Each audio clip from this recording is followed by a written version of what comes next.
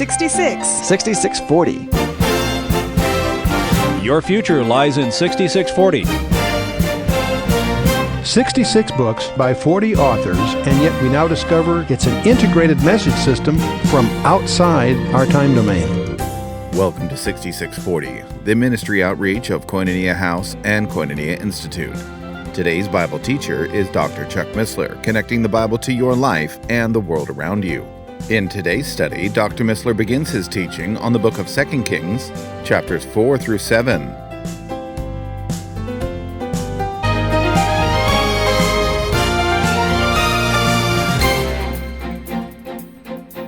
We're in the second session of our exploration of 2 Kings, and we'll take chapters 4 through 7 as our challenge this evening.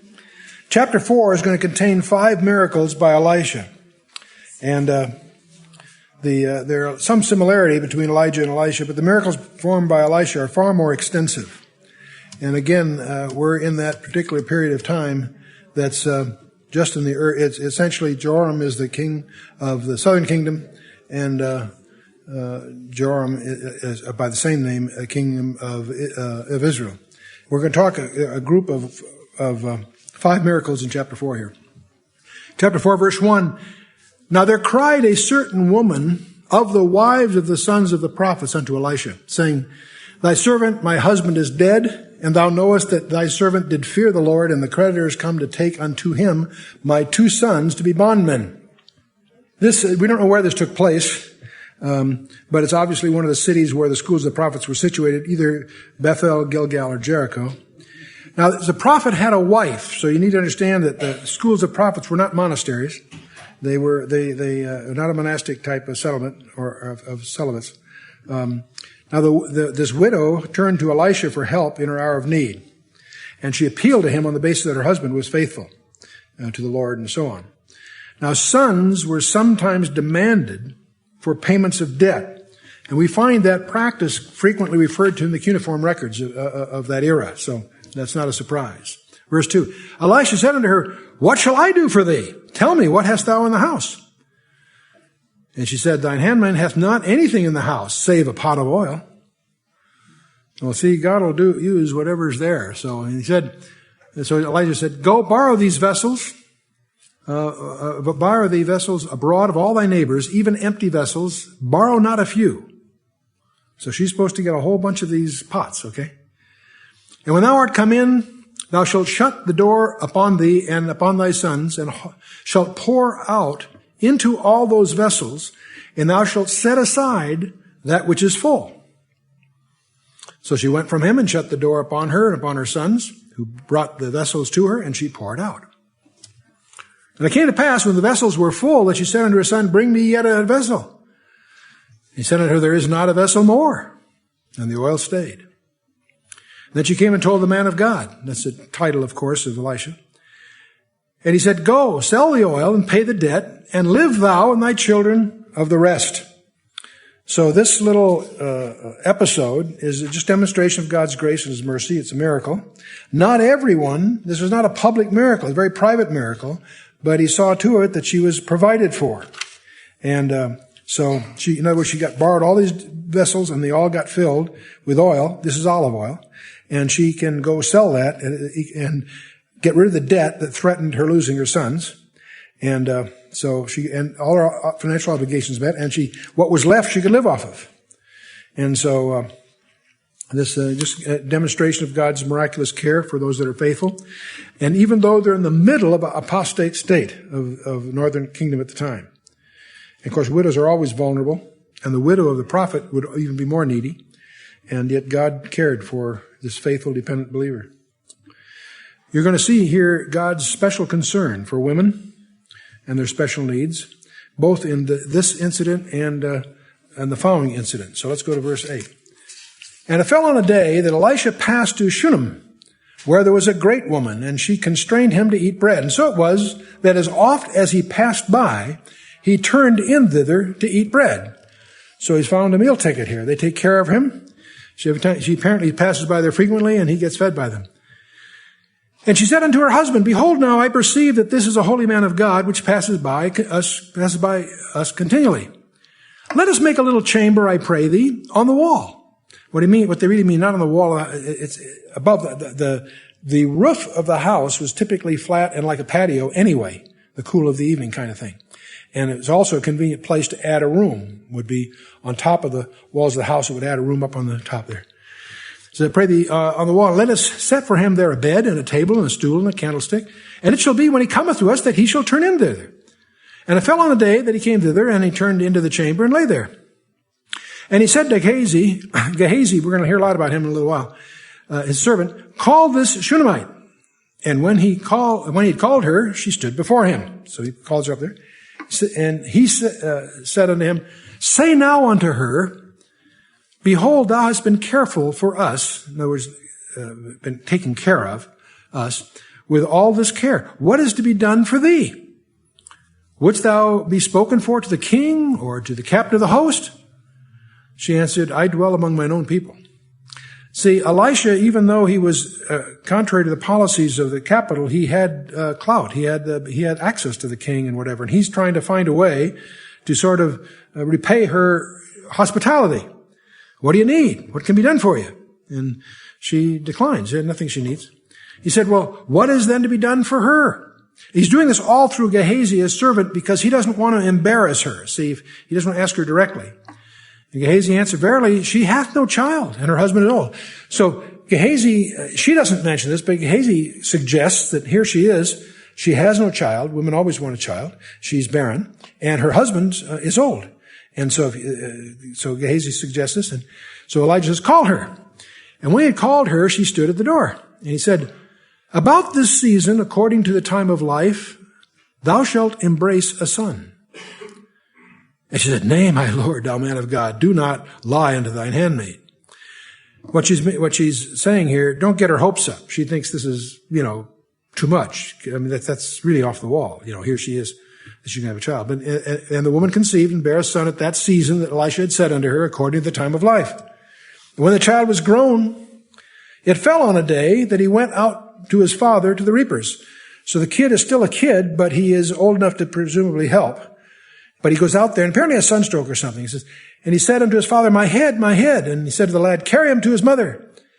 And when he had taken him and brought him to his mother, he sat on her knees till noon and then died. So the kid, this miraculously born kid, dies. And she saddled an ass and said to her servant, drive and go forward. Slack not thy riding for me, except I bid thee. So she went and came to the man of God to Mount Carmel. No, she doesn't tell her husband. She goes directly to Elisha.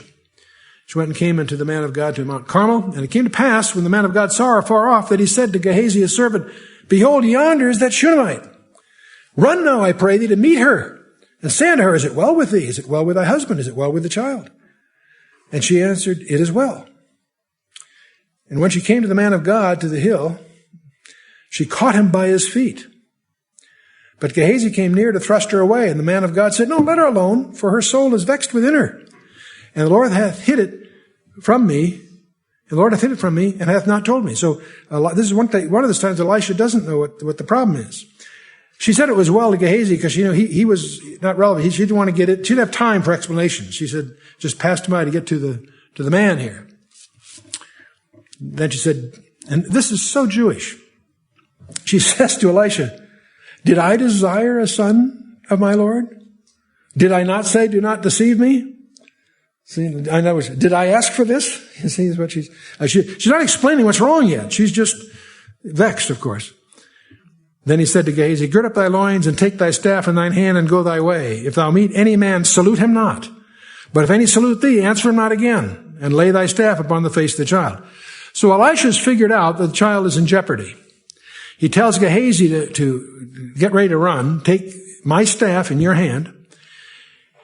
And if you meet anybody on the way, don't bother with the usual amenities. They can spend a lot of time saluting and saying hi and all that. Don't bother with that. If go thy way. If you meet any man, don't salute him. And if any salute thee, answer him not again. You're in a hurry. In other words, this is urgent.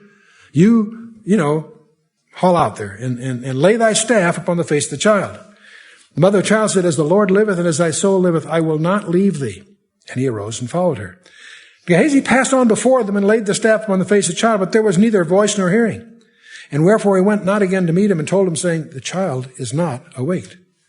When Elisha was coming to the house, behold, the child was dead. It says it a second time, so have no doubt about that. The child was dead and laid upon his bed. And he, that is Elisha, went in therefore and shut the door upon them twain. There were two of them, Gehazi and the mother. And he prayed unto the Lord. Now he wants to be alone, undistracted with the Lord. He went up and lay upon the child and put his mouth upon his mouth, his eyes upon his eyes, and hands upon his hands, and stretched himself upon the child. And the flesh of the child waxed warm. That's an encouraging sign. Then he returned and walked in the house to and fro, and he went up and stretched himself upon him, and the child sneezed 7 times. The child opened his eyes, and he called Gehazi and said, call this Shunammite. So he called her. And when she was come in to him, he said, take up thy son. Then she went in and fell at his feet and bowed herself to the ground and took up her son and went out. And so this is the Shunammite's child. Very similar kind of thing that Elijah did. Pretty straightforward, I guess. It's, again, another one of these miracles. So, verse 38. And Elisha came again to Gilgal, and there was dearth in the land. Again, we have this horrible famine going on. And the sons of the prophets were sitting before him. And he said unto his servant, set on the great pot, and seethe pottage for the sons of the prophets. And one went out in the field to gather herbs, and found a wild vine, and gathered thereof wild gourds, his lap full, and came and shred them into the pot of pottage, for they knew them not. Now these are unknown gourds, and by the way, these little episodes that are concatenated in these chapters are not necessarily in chronological order. The writer apparently has collected these anecdotes to exemplify the ministry of Elisha. So anyway, they had these unknown gourds. So they poured out for men to eat. It came to pass as they were eating of the pottage, they cried out and said, O thou man of God, there's death in the pot. And they could not eat thereof. So these unknown gourds they put in had a horrible taste and probably caused some physical reactions of the people that were trying to eat it. It was another similar plant, probably the colocynth, which is poisonous and bitter tasting. So the prophets concluded that these particular gourds had poisoned the stew. Elijah says, well, bring meal. And he cast into the pot and said, pour out for the people, and they may eat, and there was no harm in the pot. So again, here's this is very precious because there was a famine. It's not just a casual meal. There's not much of this available, and whatever Elisha did here, it's a miracle, made it palatable. And now what's interesting, this is the physical provision for their need. They also have a famine of the Word of God, and they are turning from God and His law. So the people are hungry spiritually, and that's why they've turned to these false religions like Baalism and so forth. So God's prophets, of course, what they're trying to do is help counteract the deadly effect of Baalism in Israel. And there came a man from Baal Shalisha, and brought the man of God bread of the first fruits, 20 loaves of barley, and full ears of corn, and the husk thereof. And he said, give to the people that they may eat. Baal Shalisha is the house of 3 valleys, by the way. It's near Gilgal. And the famine, of course, is still persisting. And so the servitor said, what, should I set this before 100 men? He said again, give the people that they may eat, for thus saith the Lord, they shall eat, and they shall leave thereof. He set it before them, and they did eat, and they left thereof according to the word of the Lord. So here again, you've got food that fed 100 assembled men. And another one of these episodes. And of course, now these episodes get promoted all through the land, that here's a God that can multiply resources. And see, Baal, what they're worshiping is a God of fertility, the God of the ground, the God of crops. And they're having a famine. That should tell them something. See, Baal is not able to help them. The God of Israel is. But let's keep moving on to chapter 5. We have an interesting episode here with Naaman the Syrian. Elisha's ministry is going to expand beyond the borders of Israel, and is recorded in a miracle that Jesus himself makes reference to. But let's go. And Naaman was the captain of the host of the king of Syria. He was a great man with his master, and honorable, because by him the Lord had given deliverance unto Syria. He was also a mighty man in valor. That's all the positives. Here's the negative. But he was a leper. This may not be the leprosy as we think of it or know it. It's not as it's known today, but it's a very dreaded disease that degenerated their victims and eventually proves fatal. No cure for it was known. Normally, in Israel, lepers were isolated from the non-lepers. But that's not always the custom in other nations, like Aram or Syria, what we know as Syria. And so apparently Naaman was able to carry on his duties as long as his disease permitted him to do so. Anyway, the Syrians had gone out by companies and had brought away captive out of the land of Israel a little maid, and she waited on Naaman's wife. In other words, in the various affairs, they captured an Israelite gal who then becomes a maid to Naaman, this captain of the host's wife. And she said to her mistress, "Would God, my Lord, were the prophet that is in Samaria, for he would recover him of his leprosy." So this Israelite gal knew about Elisha and passes it on to Naaman's wife, and of course it gets to Naaman. And one went in and told his Lord, saying, "Thus and thus said the maid that is of the land of Israel." And the king of Syria said, Go, and I will send a letter to the king of Israel." And he departed and took with him 10 talents of silver and 6,000 pieces of gold and 10 changes of raiment. This is a gift to get the king of Israel to let this man of God heal his captain of the host. And he brought the letter to the king of Israel, saying, "Now when this letter has come in to thee, behold, I have therewith sent Naaman, my servant, to thee, that thou mayest recover him of his leprosy." Sounds good, doesn't it? They hear that there's an answer in Israel, this prophet. So the king of Syria, because he's got his right-hand guy that needs this healing, sends a letter to the king of Israel. But human nature is what it is. The king of Israel is in panic. He thinks he's being set up. It came to pass when the king of Israel had read the letter that he rent his clothes and said, "Am I a god to kill and to make alive, that this man doth send unto me to recover a man of his leprosy? Wherefore consider, I pray you, and see how he seeketh a quarrel against me." See, the king of Israel thinks he's being set up to have a dispute here of some kind. And it was so when Elisha, the man of God, had heard that the king of Israel had rent his clothes, that he sent to the king saying, "Wherefore hast thou rent thy clothes? Let him come now to me, and he shall know that there is a prophet in Israel." So Naaman came with his horses and with his chariot and stood at the door of the house of Elisha. And Elisha sent a messenger to him, saying, "Go and wash in the Jordan 7 times, and thy flesh shall come again unto thee, and thou shalt be clean." Simple remedy. Notice, Elisha doesn't even give him the courtesy of an audience. He's come all the way from Syria to Elisha's place. He sends out his messenger. Come to wash in the Jordan 7 times, and the flesh shall come again unto thee. But Naaman was wroth. You see, he was really upset, and because he's got it's injured his pride. He offended because of his offhanded treatment, and he also resented having to wash in a muddy river that he considered inferior to the Abana and the Pharpar rivers in his own hometown. See, the water in the Jordan can't do it. So you don't understand. It's not the water of Jordan. It's a question of being obedient. So anyway, he says, so Naaman was wroth, and he went away and said, "Behold, I thought he will surely come out to me and to stand and call upon the name of the Lord his God and strike his hand over the place and recover the leper. Are not Abana and Pharpar, the rivers of Damascus, better than all the waters of Israel?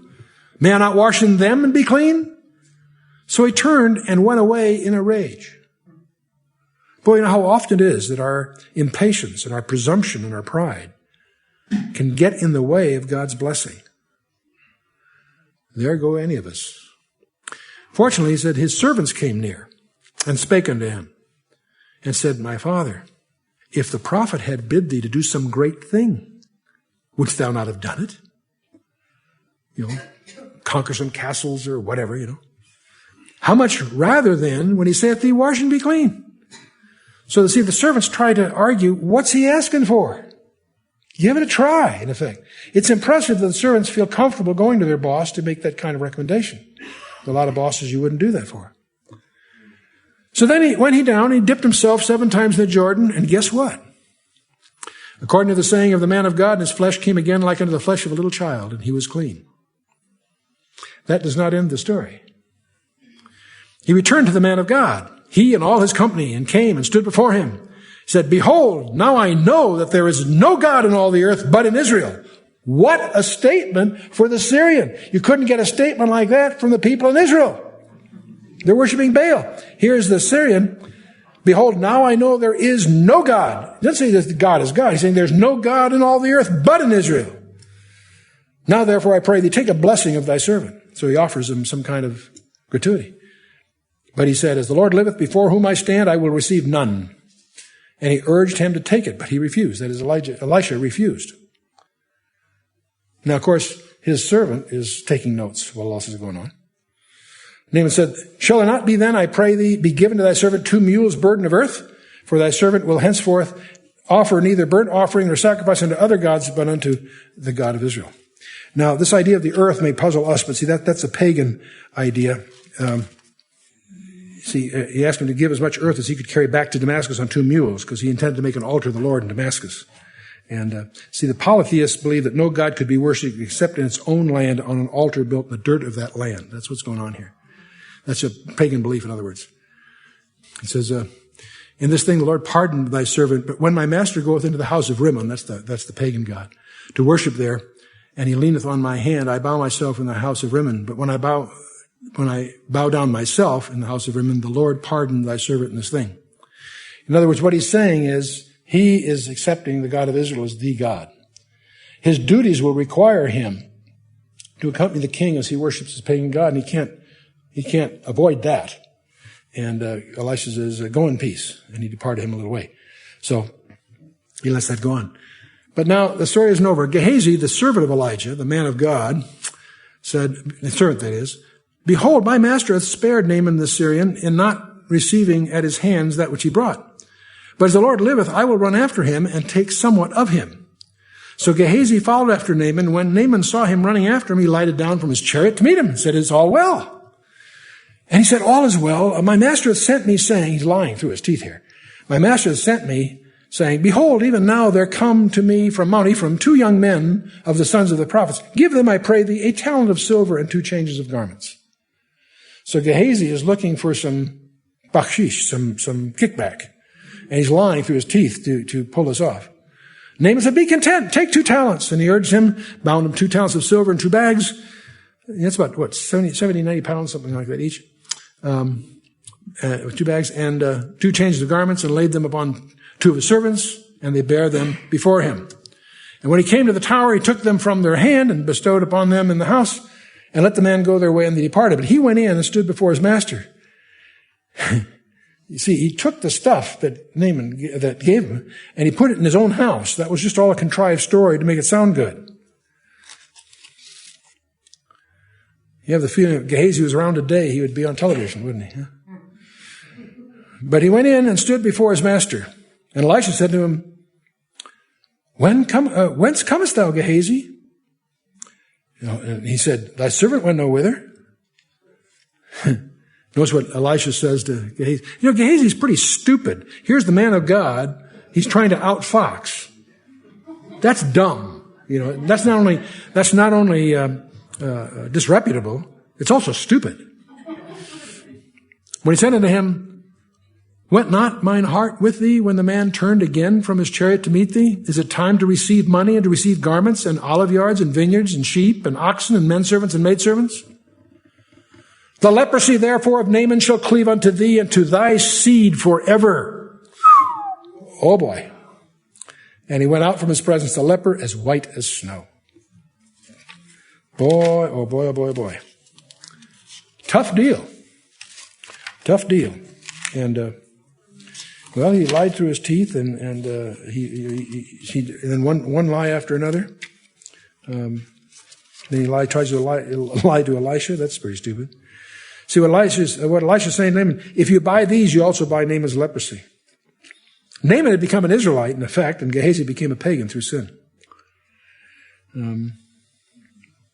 See, Naaman's conversion, in effect, was to show the Israelites how easily the Lord could turn the hearts of their adversaries and thereby make them worshipers of Jehovah, fellow believers like the Jews themselves. That's one of the lessons here. One of the things you'll learn when you get to Luke chapter 4, when Jesus is making his opening statements at the synagogue at Nazareth, he announces his mandate from Isaiah 61, and then he goes through a little sermon. And he mentions there were many lepers in Israel, but only one that God healed. That was Naaman. Jesus makes reference to this and tells us something else. There were no other lepers. This wasn't just an incident. There were many lepers. No, this was the only one, Jesus tells us. He also says there are many widows in Zarephath, but to only one was Elisha sent, and so forth. And from that sermon, they interrupt it and they try to throw him off a cliff. And one of your assignments I'd give you to think about is to read Luke 4 and figure out why were they so upset by those examples that they tried to throw Jesus off a cliff. Now, he slipped away, of course. I'll give you the answer. Both examples that Jesus chose were Gentiles. The widow at Zarephath was in Sidon. Naaman was a Syrian.